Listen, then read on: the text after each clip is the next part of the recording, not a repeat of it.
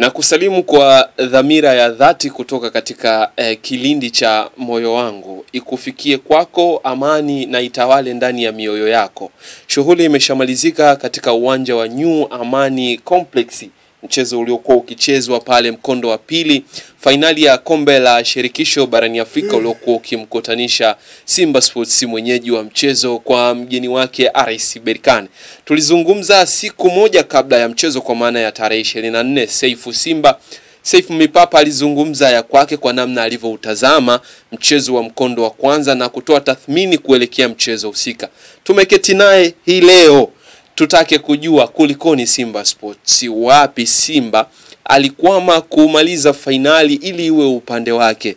Yeye atakuwa katika upande ule wa mwamuzi, ndo alikuwa sehemu ya Berkane, au jicho lake limetazama nini? Karibu uwe nasi mwanzo mpaka mwisho ili upate kuyafahamu mengi zaidi kutoka kwa Saifu Mipapa. Asalamu alaykum. Wa alaykum salaam wa rahmatullahi Jafeti. Kwanza nimshukuru Mwenyezi Mungu, na saizi nipo katika mji wa Dar es Salaam. Usisahau wadau watasema ujamaa kaganda Tanga tu, Jafeti naye yuko tuko katika mji wa Dar es Salaam. Sema leo shehe umependeza. Sana sheikh, sana kwa sababu kwanza nina furaha. Jua sikukosa katika msingi wa Mungu. Unaelewa? Kwa mwanadamu mwenye akili anajisifu na alichofanya. Okay. Kwa mimi saizi hapa kwangu ukiniuliza nitasema Simba ni champion ambaye amenyimwa uchampion kwa sababu ya hila tu.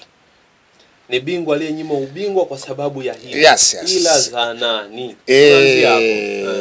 Jafeti, juzi nilivuta kumbukumbu moja, bahati mbaya jina lile limenitoka. Kumbe wakati nilifikiria mwanzoni kabisa TP Mazembe kabla ya kutoa ubingwa walikuwa kama Simba. Walipata tabu, wakawa wanaishia robo finali, wakacheza 3, wanakuja kucheza shirikisho na wao, umenielewa vizuri, wanaanza kuwa miamba. TP Mazembe walikuwa na mtu mmoja pale kafu, nikikumbuka jina kipindi kingine nitakuja kufanya nitasema. Nadhani ni mtu ambaye alikuwa anadhibiti haya ambayo nimeona jana. Na jana ndo nilipoanza kupata picha na nipo kwenye hila. Nilipoanza kupata picha kwa nini kafu hawakuitaka mechi ichezwe Dar es Salaam. Kwa nini?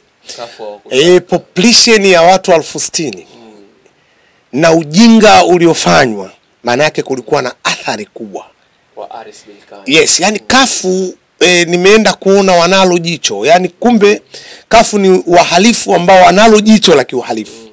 Kwamba tukihalifu hili jambo wingi wa watu tunawadhibiti vipi?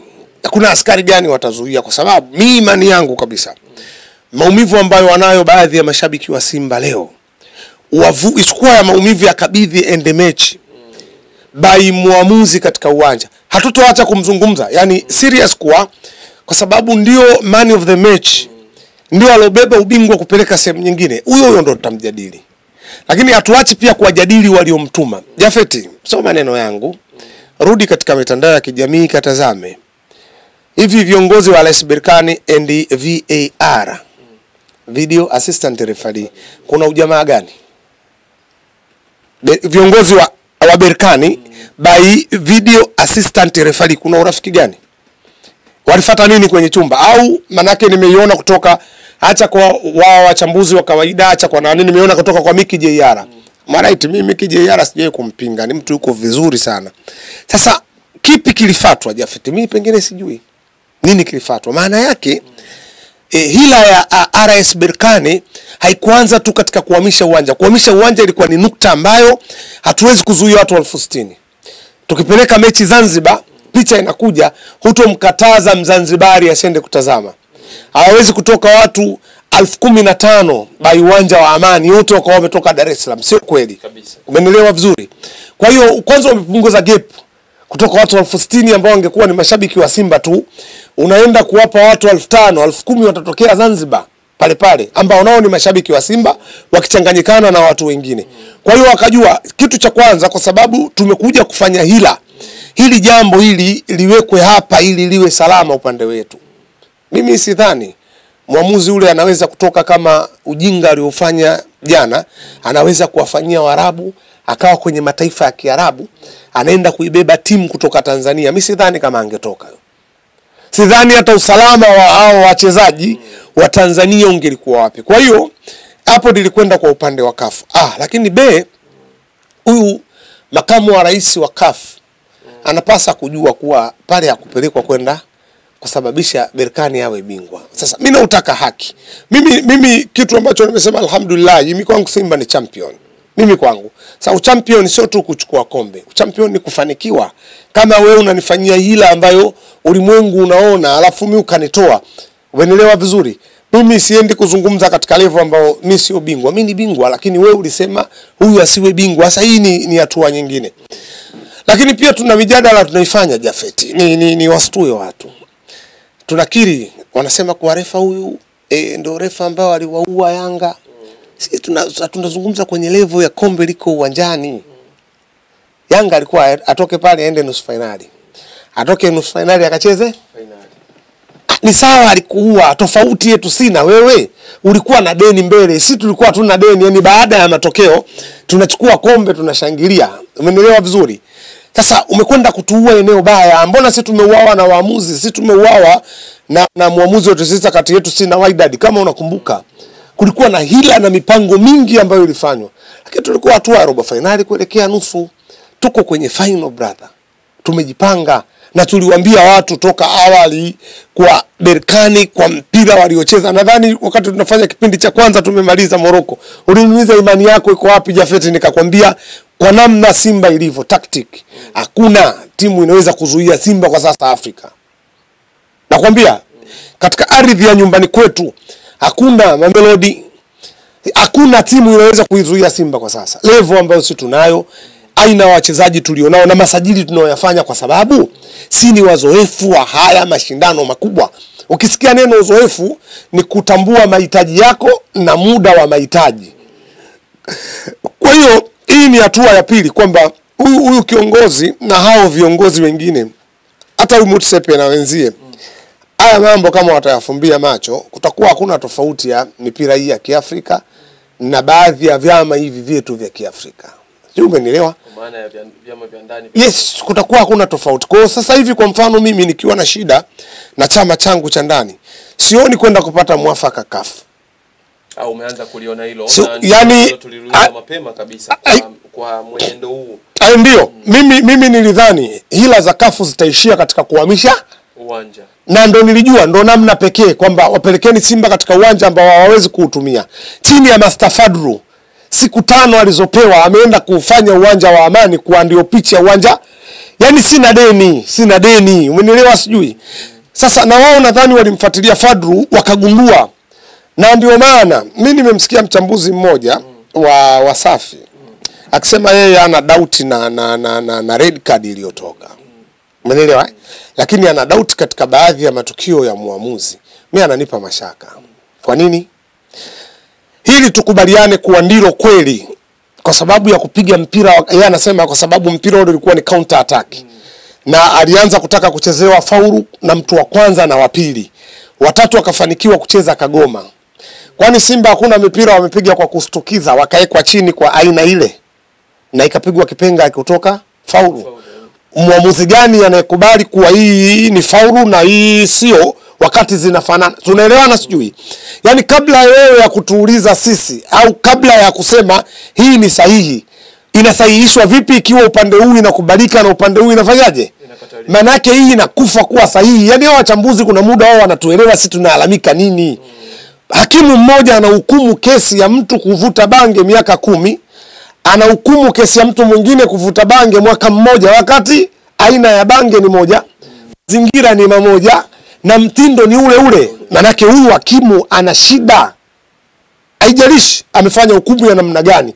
Kwa sababu kwa mujibu wa faulo ile kwanza ilikuwa ni faulo nyepesi, hata yule refari angekuwa mita 100 kutoka katika faulo. Kwanza ilikuwa ni nyepesi. Pili, kuonyesha kuwa faulo haikuhitaji hukumu hiyo. React ya wachezaji wanafahamu faulo ambayo inalazimika kuitolea kadi, utawaona wanakwenda kuomba. React ya wachezaji haikuonyesha kwamba wana shida tukio lolote, na hata aliyodondoshwa alishangaa tu kumuona muamuzi amefanya maamuzi makubwa. Lakini tatu, nadhani nyuma ya pazia ambao tunajadili kwa sababu ya tabia ya muamuzi tunapata haki ya kumjadili, aliambiwa atafute mtu ambaye atakuwa hatari katika mechi kuliko watu wote. Ukiacha jana aina ya mashambulizi ya Simba, hatari alikuwa nayo Budu. maana yake na wao walipasa kufunga muda mrefu ili kufanya fainali iwe nyepesi. Mtu aliyewazuia alikuwa ni yeye Kagoma. Na nadhani nilikwambia siku hiyo ulisema midfield za mbili, nikakwambia chini ya Mlokole Kagoma hakutotokea midfield bora Afrika. Chini ya Mlokole Kagoma hakutotokea midfield bora Afrika. Nini nakusudia? Nakusudia kuwa Kagoma ndio mtu ambaye amekataa jana ndani ya midfield wawili nadhani wasionyeshe nini ambacho wanacho. Kwa hiyo huyu muamuzi anao uzoefu mpira na ni mkubwa wa kutazama mpira kwa sababu amechezesha mechi nyingi kubwa na anafahamu. Akajua nyuma ya agizo langu huyu anatakiwa akae benchi. Na mpira Jafet ni mchezo wa kugongana. Muamuzi anapohukumu katika nje ya mazingira inawezekana. Nitakwambia kwa mfano. Mimi niliwahi kumuuliza muamuzi mmoja. Wewe muamuzi ukiambiwa ibebe Yanga otherwise Simba na uko katika uwanja, unaibeba katika nukta gani? Akasema fauluzi ni issue ya kimpira, yani itatokea tu. Nikiambiwa niibebe Simba, kukipigwa kipenga cha faulu wakati Simba wanafanyaje? Wanashambulia. Mimi natakiwa niwabebe Simba. Faulu nyingi Simba nitawapa karibu ya penalty box, kuwasogezea lango. Ndio maeneo ambayo nitapiga kipenga. Unawarahisishia kazi. Wapinzani wa Simba nao nitawapa faulu ili nikiulizwa nionekane nimetoa faulu, lakini wao nitawapa mbali na penalty box. Ukiniuliza nasema ni 50/50 kwa sababu nilitoa faulu. Ambazo zitakuwa muhimu sitotoa. Budo anakaribia penalty box, anakwenda kuchukua mtu wa mwisho anaekewa. Budo anakwenda chini, muamuzi anasema twende. Inapigwa counter attack, tukio hilo inaenda kuchezwa faulu, unaitolea red card. Na unapiga kipenga, tukio hilo maana yake unatolea yellow card. Huyu Budo anadondoshwa, tena mtu anamzuia kwenda kufunga. Huyu ametackling. Dhamira, muamuzi anachezesha mpira kwa dhamira. Na tackling maana yake na utaka mpira uliokuweko mbele. Huyu mwamba anafunga mpira huu usichukuliwe. Anakwenda chini. Dhamira ya huyu mtu aliyecheza faulu ikoje? Huyu akuwa mtu wa mwisho kwamba lazima utoe yellow card. Kwamba ndo alikuwa anamaliza kwenda kufunga. Kwa hiyo man of the match jana ni muamuzi. Amecheza mechi nzuri sana. Lakini akumbuke amecheza mechi nzuri kwa maslahi yake na Mauritania. Na Saifu, maamuzi ya kimpira tuyabebe yamebebwa na taifa la Morocco jumlisha na taifa la Misri, kwa maana wanapotoka wale wakongwe ambao kwenye michuano ya klabu bingwa na shirikisho basi wao wanamiliki vikombe vingi zaidi. Tuzungumzie kuhusiana na fainali ambayo ilichezwa msimu wa 23-24 ambapo Berkane alikosa ikaenda kwa Zamalek. Ni kwamba waliimba kwa kupokezana kwamba wamwachie mwenzao achukue, quality iliamua, fitness ndo zilikuwa sehemu za sababu ya wao kukosa, Zamalek kupata, au unaona nini kati yake? Kwanza wanapokutana wawili wote wezi, kwa kawaida wizi unaofanyika kwa njia ngumu sana. Sijui utakuwa umenielewa. Yaani Berkane ni wezi. Na jana ndo nimegundua ni wezi wa kisheria. Na hawa wa Misri wanao ni hivyo wote, hawa ni wezi wa kisheria. Mule mara nyingi kunakuwa na ugumu, lakini mimi naamini wa Misri ni lazima wafanikiwe. Kwa mfano, kutakuwa na mechi kati ya Mamelodi na hawa Pyramids. Una uwezo wa kuwabaka Pyramids. Utakwenda kuchezesha haki. Kwa sababu muhalifu na mwenye nyumba. Ndio hivyo, ni muhalifu na mwenye nyumba, kwa maana utaenda kuchezesha haki tu. Sasa hebu kutoka kwa makamu wa rais endi Tanzania nani? Hatuna. Ndio maana nilitafuta kumbukumbu na mimi nilikaa peke yangu. Conte pia alifanikiwa vipi? Nikakumbuka walikuwa na jamaa mmoja, Sheikh amenitoka jina, lakini nitatafuta muda na nitakupa. Halikuweko pale ndani. Maana yake kuna muda ilikuwa nafikia wakati Jafet anasema hiki hakiwezekani. Akisema hiki hakiwezekani na kiwezekani kweli. Jafet katika ardhi yetu. Alafu angalia kulivyokuwa na vitu vya ajabu. Watu wanashindwa kujua. Mimi kuna maneno niliwahi kusema, sitoacha kusema. Unajua mimi kwa kanuni napenda maneno yangu. Nayapenda sana. Kuyarudia. Nilisema malengo si ya kuchukua kombe ili tuwape mburula wachezaji wao wapige nalo picha. Kwa sababu yani acha si ni mabingwa tulionyimwa kombe. Ndio hivyo kombe hamna. Si ni mabingwa tulionyimwa. Unajua tumenyimwa ndio maana nimeweka. Lakini nasema dhamira sitoacha. Kwa sababu babu Walidi Aucho, babu Kratos Chota Chama, Babu Jonas Mkude, Babu GGR sijui hawa wataliona wapi kombe? Angalau huyu Stefan Aziz Ki Wydad ni klabu kubwa, umeelewa? Ni machampioni wa baadhi ya vikombe, angalau hawa nao ilikuwa tuwastiri. Nyinyi tena ndio mnakuwa sehemu ya tabu. Kama unaona si tulifanza mambo yetu na dua zetu, tulifanza. Kuna muda kuna clips zikaonekana miamba wanaenda kungoa. Hivi unadhani walikuwa wanao maarifa na macho wale ya kujua kwamba mambo yako hapa? Lakini kupitia Berkane ya Jangwani, umenielewa vizuri, mkaleta tabu. Sisi hamjatuumiza sana, sisi tuna wachezaji wadogo. End the day hawa ni machampioni wa kombe la klabu bingwa. Haya nyinyi hawa kina Babu alidia ucho si mmewakomoa. Kilichofanywa manake ni kuwakomoa. Sasa Berkane wamepata nafasi ya kujipanga wakiwa katika ardhi ya kwetu. Yani wamepata vitu vingi kwa kuonyesha, yani ni kero shekhe. Eti wanakwenda mpaka katika vyumba vya VAR wako hapa. Kweli Morocco sisi tunaweza kwenda. Ifike hali tujue na nikwambie, nikaona jana pia baadhi ya mburula wako mtaani wanapiga chinja. Ile ndio imetufanya siku hapa tulipo. Si hatukutengeneza ila hatukukutana na washuka daraja, hatukucheza kwa bahati. Umenielewa? Kwa sababu sio kanuni yetu, si bahati. Ndio maana sisi tumecheza finali ambayo hukumu yake tunayo maelezo. Ili kulikuwa na maelezo gani katika finali ya Yanga? Walionewa wapi? Hakuna wakuonewa, na wamecheza na mtu wa nafasi ya 6 katika ligi wakakosa. Sisi tumecheza na champion, hila imefanyika, kukataa magoli, kupunguza watu uwanjani, kusababisha faulu zisitafsiriwe. Ndio mtu anaenda kwa champion chini ya mikono ya Simba. Sisi tunaendelea kuambia wao waandae namna gani ya kuimba tarabu na kushuti umbea katika mitandao ya kijamii. Sisi tutajipanga kutaka kulikomboa taifa. Sisi ni mabingwa tulienyimwa na viongozi wa kafu. Kwa namna tulivyozungumza, sitakupa nafasi ya kuzungumzia kauli ya dabi, maana tayari washaanza kuzungumza kuwa wanaomba uongozi uitishe mkutano wa haraka ili wapate nafasi ya kumalizana na Simba Sports. Tafsiri ya ngoma kwa Kamara, mzozo uliotokea, wewe uliweza kungamua vipi kwa jicho lako la ukomavu wa kimpira?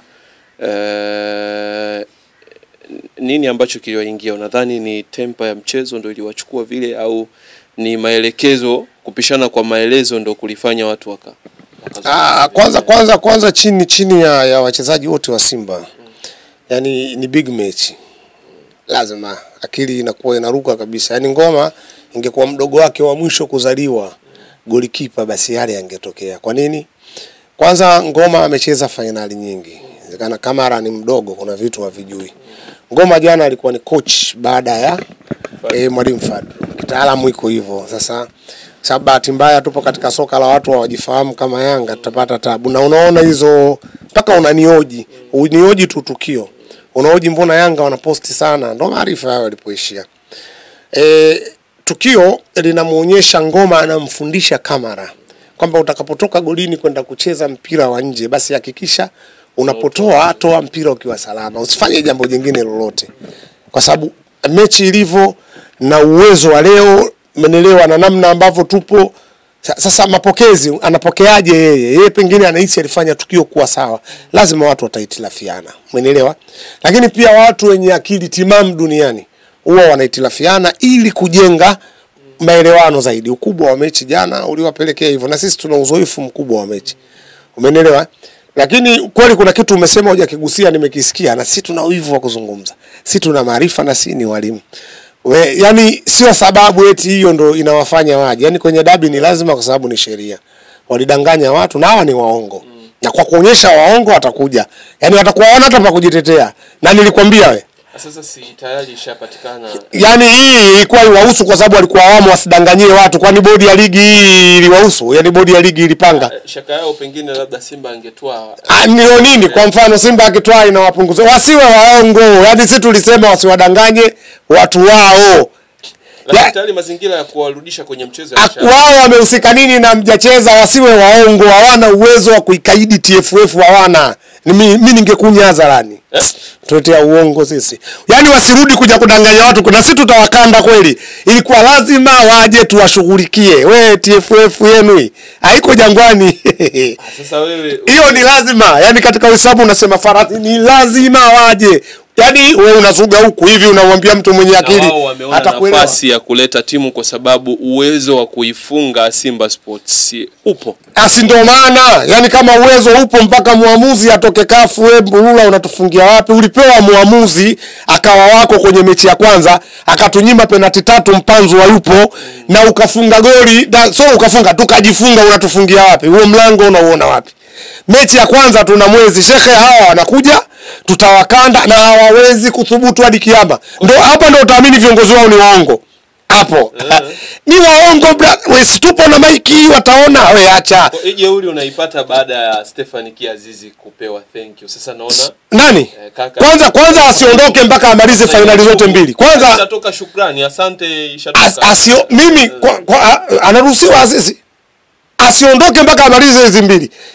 Yupo Azizi uwanjani anajifunga nani kijili, lazima waje. Hiyo ndio ilikuwa kauli yangu, nani kweli lazima huyu engineer aongope, aanze kuwadanganya wasijitie moyo, ilikuwa lazima waje. Shirikisho useki ukuwemo ukucheza, umeelewa? Kukosa kwa Simba ni furaha yako, ndio tudanganye unakuja wewe, unaweza ukaikaidi TFF ya ndugu zako, yani waziri aseme si atuingilie mamlaka. Nilikwambia mimi wacheza drama huwa wanakwama. Sasa drama inakwama, wewe acha bwana, wewe usije na siku zinahesabika chini ya kalia, usije na siku zinahesabika, na sisi tutakwenda kuwakanda. Si level yetu tulokuwa nayo sasa. Hebu na maneno yako, sisi tutakupa risiti muda. Wewe niambie mimi mechi gani Fadlu amecheza chini ya kiwango? Nitajie moja ambayo amecheza ukamwona Fadlu amekamatwa 90% mechi na nani? Ile hata Manchester United Fadlu aje kucheza chini ya kiwango.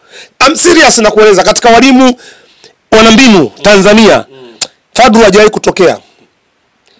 Kwa sababu msimu wa kwanza anapewa nusu msimu, wale umuita Profesa Nabi alikuwa hata anachokicheza akijulikani. Sasa kikajulikana vipi baadaye? Anakuja msimu wa pili Simba kufanya usajili, Yanga wako on fire, hawakupunguza mtu yoyote katika watu wao. Wametoka na Lomalisa, umri umekwenda washano, umeelewa? Wakaongeza nguvu na Kratos Totachama. Mwanaume anapewa huyu hapa mgongoni, anawakanda Singida, ana tofauti ya pointi 1 na Yanga. Acha brother Jafeti. Unapomzungumza Master Fadlu unazungumza waje tu wakongote, yani waje tu, yani vile tunapoteleza vile Berkane mpaka tupewe kadi nyekundu. Berkane ya nini hawa wachezaji wale? Acha wewe utujui vizuri. Kuja ni farazi lazima wanataka hivyo. Wewe ukitaka kujua swali bandika migari si walituma hawachezi ngo. Acha wewe bwana, wewe unatukosea si adabu kwenye mpira. Sema kwa upande wa promo ya jambo lao limefanikiwa. Wao hawana kitu chochote walichofanya, labda ni kumkaribisha mgeni na kumwekeza, wasitake sifa ili wasifiwe mtaani. Hawana chochote wanachoweza kufanya. Wangekuwa nacho wangefanya katika mechi yao ili wakorify. Wewe uweze kumtengenezea mtu fitina kwa nguvu ya mtu mwingine useme umefanikiwa. So walikuwa na mechi wanataka goli moja, wakafeli. Hawana uwezo wa kufanya chochote. Pale ndo tungetuonyesha kwa sisi tuna uwezo. Wangetukanisha sasa. Bana tulizungumza na Halima, naye pia alikuwa ni miongoni mwa watu ambao pressure zao zilikuwa za hali ya juu, panda shuka, wengineo wengi Kiza na watu wengine wengi wadau wa Simba Sports. Saifu tayari ameshatokea haya kutokea, wana Simba nimeona namna ambavyo wamelipokea, na kama wewe ulivyozungumza, pengine tu kwa nafasi ambayo wewe umepata kukaa nyuma ya kipaza na kuzungumza kwa niaba ya walio wengi wenye maoni yao, una lipi ambalo unaweza kuzungumza nao kwa hivi sasa? Mimi kwanza ni shukuru wadau. Nishukuru, lakini niseme alinipigia simu Dalima hapa, naye anaonekana pressure ilikwisha kwa sababu ameona. Anasema ana deni. Okay. Si amna tunachodai viongozi wetu, amna tunachodai, na mashabiki wetu wako huru kweli na wamepata amani kubwa. Kwa sababu hata yule mtu, yani wewe ukifikia wakati hata yule mtu wa chini kabisa ambaye hawezi kujieleza anasema tatizo refa, wewe una shida gani ya kuzungumza vitu vingi? Mwambie kina brother Kiza, niwaambie ami zangu kutoka UK, muona bwana Chazi Mbeda anaitwa Mbedo na wadau wengine wote, basi kuna uhuru unaoona kwamba nilichoahidi kimekwamishiwa hapa. Hii ndio namna ya Simba, ndio timu ya pekee. Niseme na wadau wa WeSport ambao wana support kila wakati, waendelee kufanya support. Yani Simba haijawahi kumdondosha mtu hata siku moja. Na wale ambao wanatukana tunawakaribisha. Leo lazima wewe. Kwa sababu si tumetaja hapa viongozi wao wanaowadanganya. Sasa wewe ukitaka kujua ndio unaona hivyo wanadanganya, ila kwao wao wako sawa na viongozi. Ndio, hata wajinga wana ibada zao na wajinga ni waumini wa dini zao. Hata mjinga ana ibada yake na ni muumini wa dini yake. Kwa hiyo sio jukumu langu. Umeelewa vizuri? Ila tuseme tunataka waje. Unajua mimi wale wanapokuja huwa wananipa neema, nasikia raha sana. Mbona nao unawakaribisha wadau waje waseme wanachosema. Kwani alama za mnafiki kwa mujibu wa imani yangu ni ngapi? 3. La kwanza anaposema upenda kusema uongo. La pili anapoaminiwa haaminiki. La tatu anapoahidi atekeleze. Sasa utamuona injinia kwa mnafiki katika hili. Na wenzie wote vikinali kamwe sikina utawaona walivyo wanafiki katika hili. Hapo utanikubalia kwamba ni wanafiki. Umenielewa bwana Jafet? Kwa hiyo mimi kwa kumalizia kwa wadau nasema ukiwa na changamoto basi unaweza kumuona Mwamba Kasim Maji. Umenielewa vizuri kwa sababu ya dua na vitu vingine.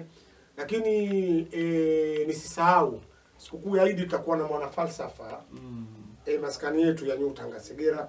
Watu tuje kuangalia boxer mheshimiwa yupo, mambo yatakuwa yako mazuri. Lakini yote kwa yote ubaguzi ndio msingi. Ukikuta bidhaa pale imekaa ya Mohamed Kunwa ndo haya yote ambayo unayaona yanatokea. Kwa sababu ya uwepo wake. Umeona bwana, na nisisahau kumalizia mama la mama. Mamaji salamu nyingi kwake. Mimi Jafet yangu ni hayo. Yes. Bwana Saifu Mipapa, tumezungumza yaliyo mengi. Uwanja ni wako sasa kuzungumza lile utakalojisikia kutoka kwenye moyo wako kupitia maoni hapo chini. Asalamu alaykum.